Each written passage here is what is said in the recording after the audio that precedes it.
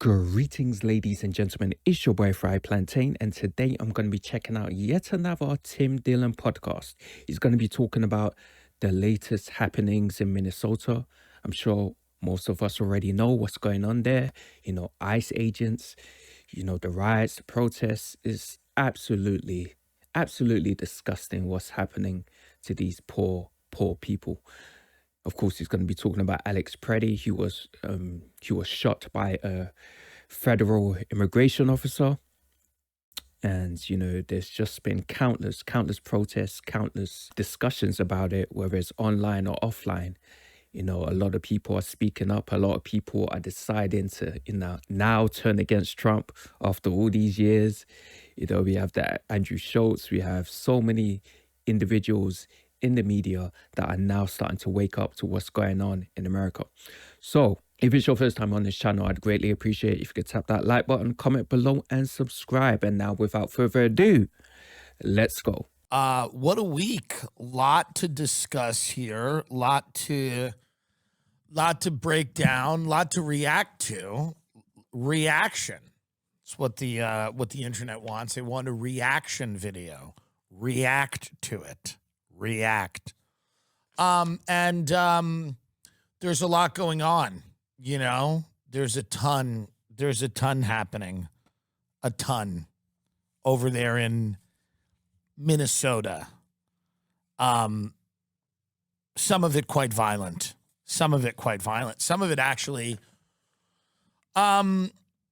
regrettable, which is not a strong enough word. There's no words that are strong enough, when someone gets shot, who I don't think should have been shot, and you say it's regrettable, people are going to get angry with you, and you said it was regrettable. Well, it's terrible. We want to zoom out for a minute and look at how we got here. I think it's important. I think a lot of people are very emotional, and understandably so, justifiably so. And this isn't breaking down politically necessarily the way people think it would.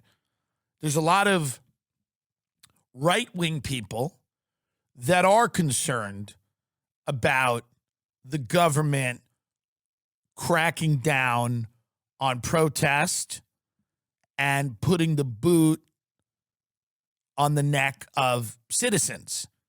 There's a lot of right-wing people that believe that. So it's not necessarily something, broadly speaking, are Republicans more supportive of ICE than Democrats? Absolutely. However, when you go deeper and you look at these shootings, a lot of Republicans, conservatives, it's some of the most prominent ones, are dismayed over how these events played out. That makes perfect sense. But the problem is the argument that the people on the left are going to put forward is the fact that these conservatives, these Republicans essentially put Trump in power. They essentially put this man in power. They should have known better. They should have realized that the situation in America right now was always going to unfold like this. They should have known. They should have had the foresight to realize that things were always going to go bad. And so naturally, a lot of people on the left are pissed off with conservatives. They're pissed off with Republicans. I was reading an article about, a 5-year-old kid. He was literally taken by immigration officers, ICE officers, and now he's away from his family. A 5-year-old child. That shouldn't be happening. Children should be focusing on their studies, on their books, on their friends. Imagine this 5-year-old kid. He's away from his family in some bloody detention camp. He doesn't even understand what's going on. Things have gone way too far. And like I always state on this channel, you guys know I'm more or less in the middle politically speaking, more or less a center-left kind of person. But even I understand that things have gone too far. Even I understand that the Trump administration has pushed America into a very, very scary place. Conservatives, it's some of the most prominent ones, are dismayed over how these events played out, how they were handled. And being skeptical of government in any of its manifestations, which is something a lot of right-wing people share, it's understandable why they would look at these events where people got shot needlessly. There were many ways to subdue a Rene Good or an Alex Preddy, whatever, without using lethal force. A lot of right-wing people are going, wait a minute. So how we got here, we got to back up. And I think it's important to do, because most of what we talk about now is completely ripped from context, meaning there is no backstory. Nobody understands why things are happening. You're shown a fragment of an event on your phone, and then you have a reaction to it. Immigration is the biggest issue in the world. It's not a uniquely American issue. It is not even a uniquely, Western issue, although it has driven political instability in Western countries. Things like Brexit in the UK, but you could also look at France and Italy, Europe, the UK, the Netherlands. All of these areas have experienced some form of migration. Right, right. And as a UK citizen, I can actually attest to this. The immigration issue in this country is talked about a lot. People on both sides have very spirited opinions on the whole immigration issue. Now, Keir Starmer, who's the prime minister of this country, the prime minister is essentially the leader. He has a lot of interesting viewpoints on the whole immigration issue. Now, a lot of immigrants, they come in through France, they come in through Calais on boats, and some manage to get through into the country.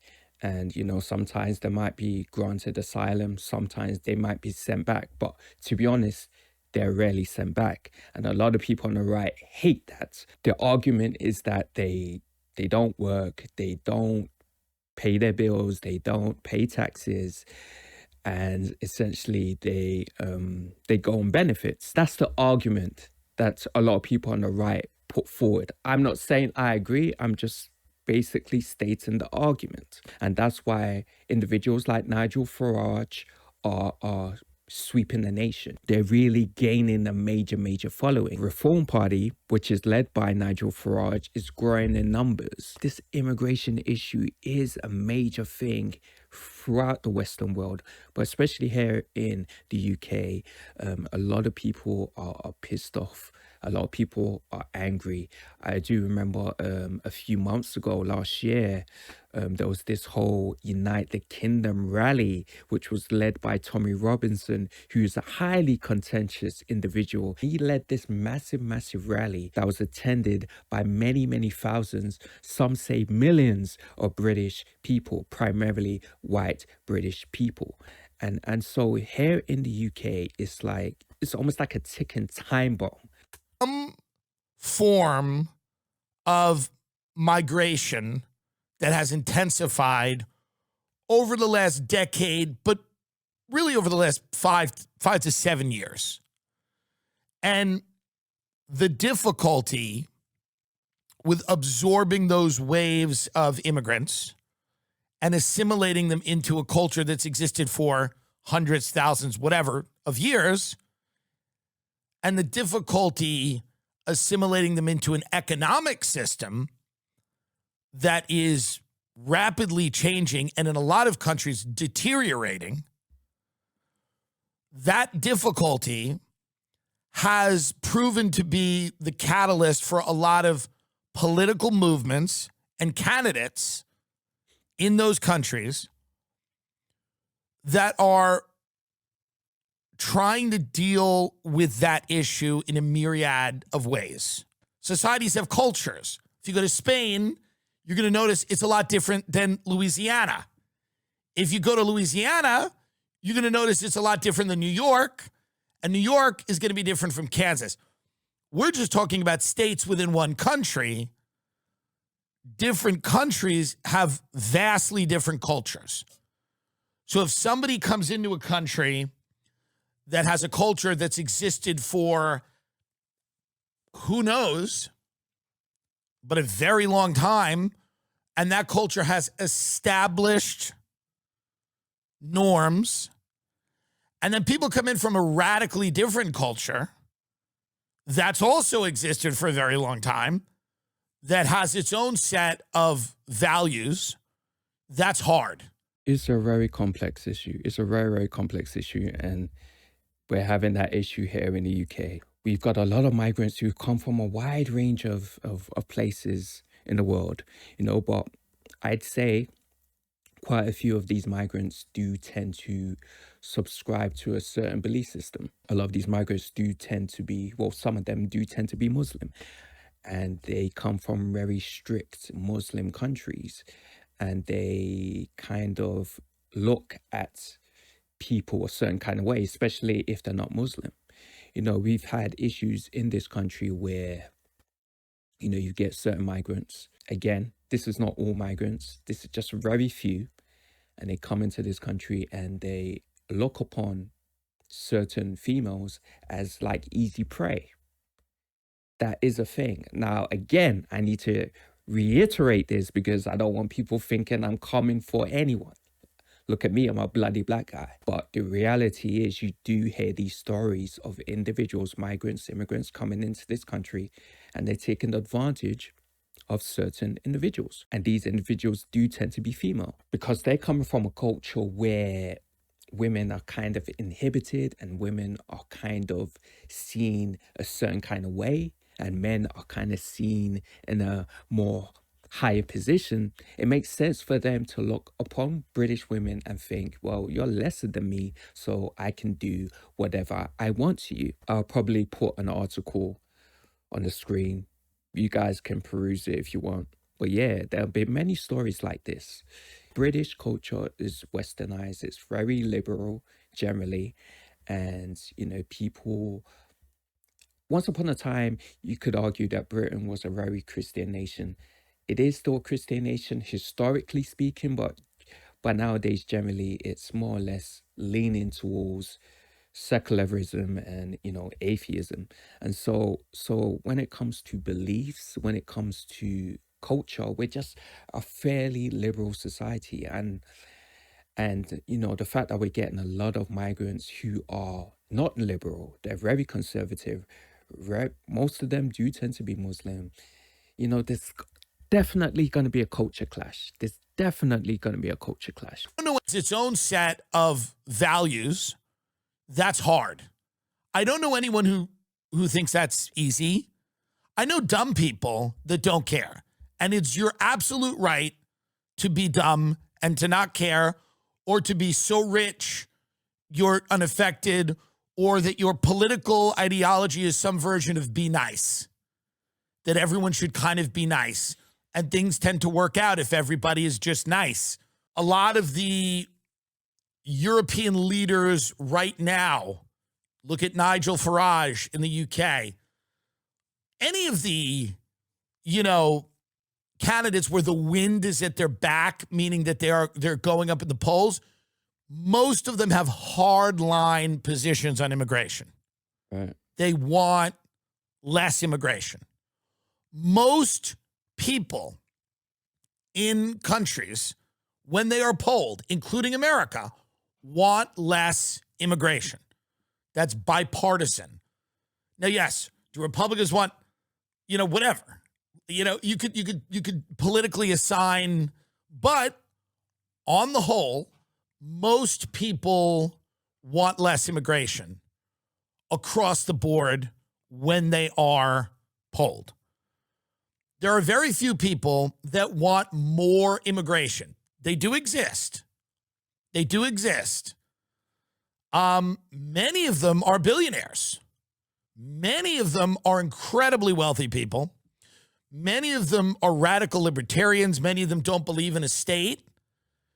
No, he makes a lot of sense because it's cheaper labor. if you bring in these immigrants who come from, some of them come from third world countries, their standard of living is lower, their cost of living is lower. Naturally, they're going to be willing to receive a lesser paycheck than the average American citizen or the average British citizen because they actually come from a country where struggle is real. A lot of these billionaires, these tech giants, they want individuals, they want these immigrants because they are willing to do anything for the check.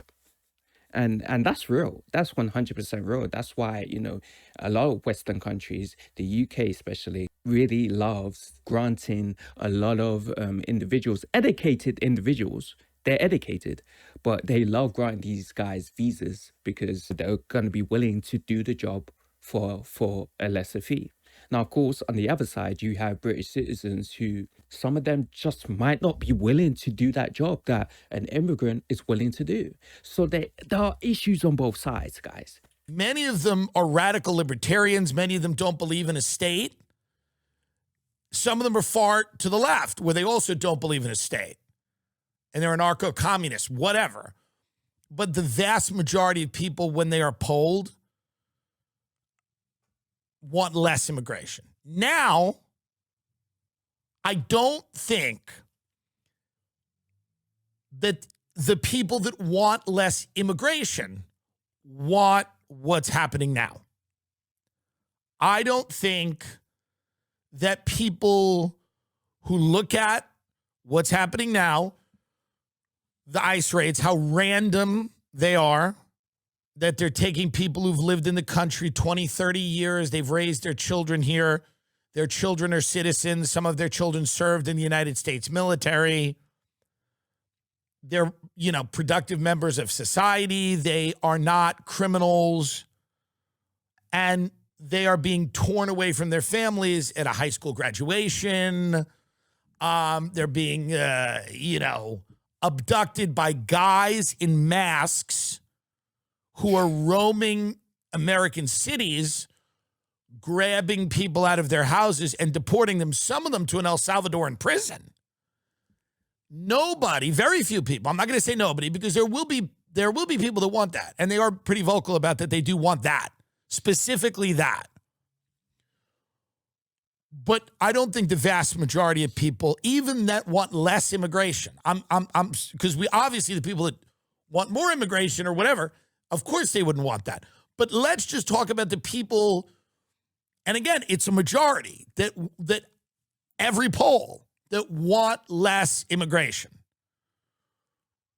I don't think want this, because it's fundamentally cruel and inhumane, and it doesn't take into account any specific considerations for people that have been here a long time, people whose children have, are citizens and have been here a long time.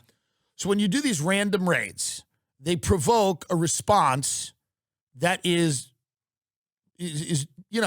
justifiably, you're going to provoke a lot of anger. I mean, I'd understand if they were primarily criminals, career criminals. They've been in and out of prison their entire lives. But we're talking about everyday American citizens who have been there 20, 30 years, who have contributed to the economy, who have contributed through their taxes, through their work, through their goodwill. They have children going to school, American schools, educated children, very smart children. A lot of immigrants are very educated, I think most of us already know the stereotype that, Indians, Asians are very intelligent, children of Indian descent, of East Asian descent, Nigerian descent tend to be very, very educated. They have a lot of degrees, they have masters.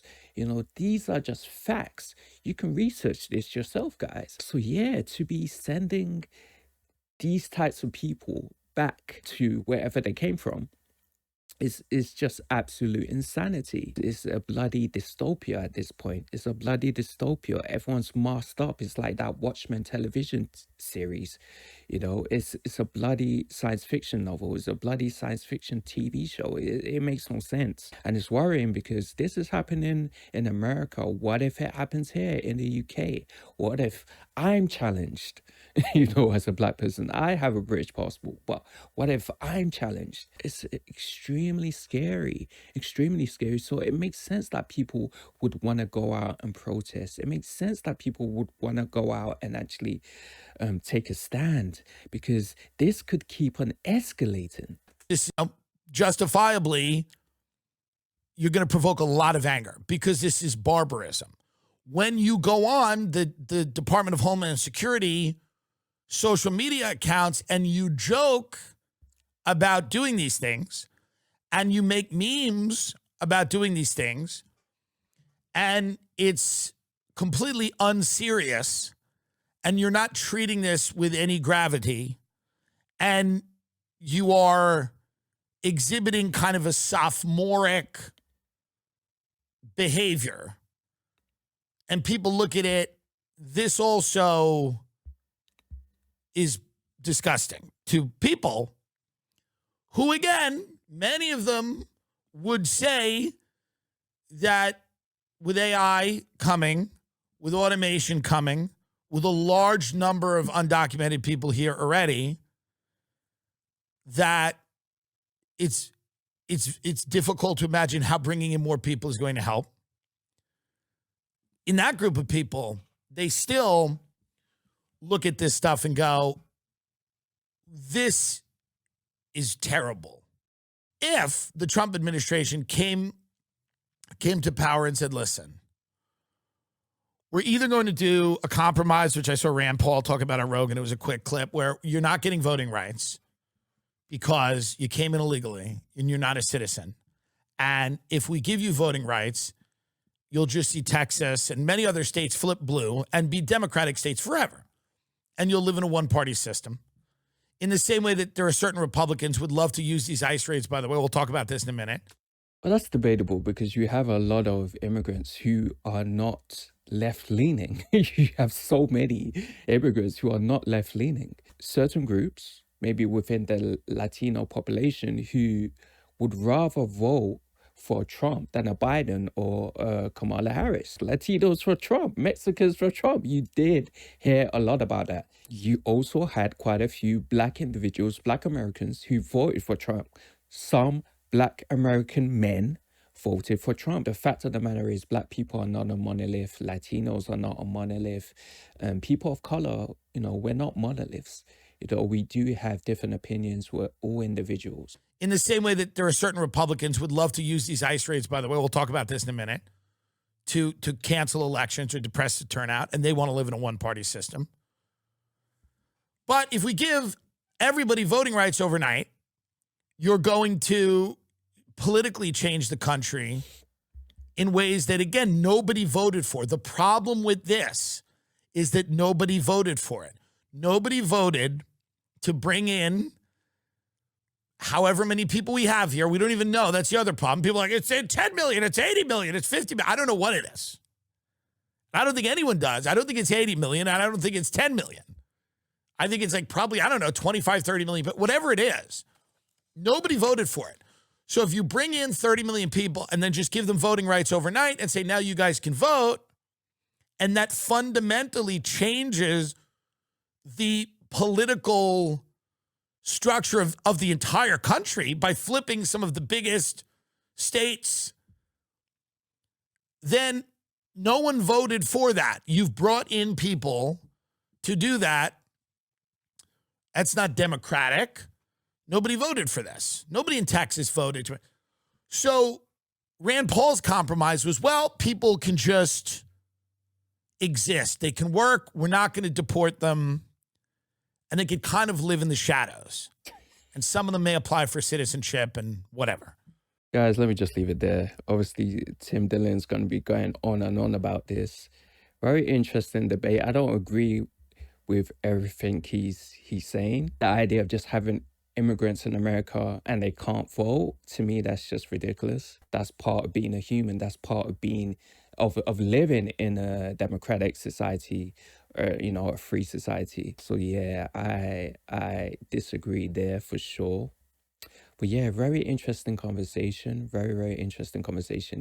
This whole immigration issue, the ICE raids, the protests, you're seeing it all over the world. Like I said a few months ago, there was the whole Unite the Kingdom rally that was attended by millions of primarily white British people. Here in Britain, you're getting a lot of these protests because the white British populace believe that their culture is eroding in America. Similarly, in America, you're getting, all of these ice raids because, white American people believe their culture is eroding. Very, very scary time we're living in right now. And, if you're a person of color, I imagine it's gonna really, really affect you. All of these shootings, all of these raids, they're gonna affect you. I'm seeing black people, black Americans with a passport strapped to their forehead because they're worried that if they don't do that, if they don't show the authorities that they're actually American and they have a passport, they're gonna be shipped off to bloody El Salvador or another random country. So yeah, it's a scary time, but hopefully, let's hope that things resolve in time. I believe the only way you can really solve these issues is if you go out to vote. If you're a black individual, if you're Hispanic, if you're, person of color, and you're sick of what you're seeing in America, then the next election you gotta vote blue. Similarly, here in the UK, like I said, Farage is really gaining in power. Reform is really gaining in power. If you don't want to see reform take over, then during the next general election, you gotta vote Labour. And I understand that Keir Starmer and the Labour Party are not, a lot of people don't like them right now. They don't like how they're moving. They don't like how they're treating, your everyday civilian. But at the same time, it's like you gotta think logically. You gotta vote tactically. If you don't vote Labour, maybe vote the Greens. Zach Polansky, he's the leader of the Green Party, and a lot of people on the left like him. Some people believe that he has the potential to be the next leader of the country, the next prime minister. I'm not seeing it personally. I'm not seeing it, but hey, you never know. It's a strange, strange world. But guys, let me just leave it there. I hope you enjoyed this reaction. Make sure you like, comment, subscribe, all that good stuff, and I will see you in the next one.